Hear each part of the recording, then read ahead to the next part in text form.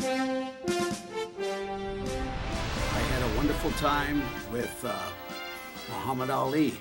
When he and Angelo Dundee, he was a conscientious objector during the Vietnam War. He was stripped of his heavyweight title. He was touring the world. He came to Edmonton. I had an opportunity to sit down and do a 40-minute show with him, and it was really a wonderful experience. It was a wonderful experience. And yet, outside of the world of sport, I had a call one day from a fellow that said, "Bryan, I've got a couple of fellas coming into town. They're going to be here this afternoon. You might want to bring a camera with you, but I want you to come down to the hotel." I went down, and there were only just a few of us. It was not a media happening, but this was a friend of mine who called me. He said, I want you to meet a couple of fellas that are on their way north. I said, okay. So I went down, I took my Polaroid camera, that was the big thing then, and I'm glad I did because I had the pictures taken, and then I took separate sheet of paper, white paper, had them sign everything on it, and then I brought it back and I put the Polaroid picture with the signed pieces underneath each. And I put them together, and I still have them in my office today. I don't collect memorabilia. I don't over the years, I have not collected memorabilia. But this one I kept. Because I thought it was quite an afternoon to sit for 3 hours and talk with the first man to ever conquer Mount Everest when it was really, really tough. When you didn't have helicopters and oxygen masks and all of the other things, you know, how they do it today. At that time, when Sir Edmund Hillary conquered Mount Everest, he was the first to do it. That was an incredible feat.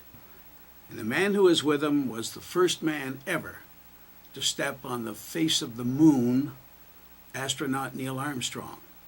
And I had my picture with both of them. I still have it in my office, as I said, and they signed it to me, and I had a couple hours talking with them. I asked about their experiences and what it was like and everything. Those are memorable moments to me. Horse racing is by far the most difficult to do, and I dare say that I don't think there are many people that can do it.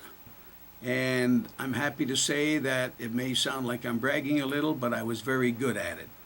And it helped me doing football and other things because you, after doing horse racing, look at everything else very different. And your scope, your vision, everything else, you're more aware of everything that goes on.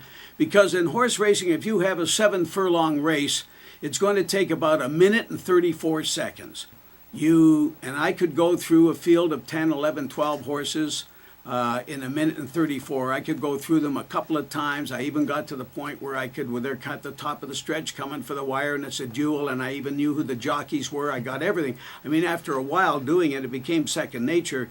But you have to learn the field of, say, 10 or 11 horses in a couple of minutes when they come onto the track and the parade to the post, and you have to learn all of the field. Say it's 10 or 11 horses, you have to do it by color. You don't do it by number, you have to do it by color. And it's not the easiest thing in the world to do. And at the end of the race, if someone asked me who won, I couldn't tell them, because your mind operates in such a way, I forgot all about that race because I'm getting ready to do the next race. So the mind just completely erased for me everything that happened in that race, and because I'm preparing for the next race. And when you're calling the first 3, you're looking at 4, 5, and 6. When you're calling 4, 5, and 6, you're looking at 7, 8, and 9. Your eyes are looking the whole field. You're watching for horses coming off of the pace. This all happens in 1.5 minutes. So that's why I say, no question, none whatsoever, that horse racing is by far the most difficult to do for a play-by-play man. It was truly an honor. Right? It was a first-class event, down at the Capri Hotel, and I enjoyed it tremendously because it's Alberta. It's Alberta. I'm an Edmontonian, but I'm also an Albertan and a very proud Canadian. So to me, it was a real honor.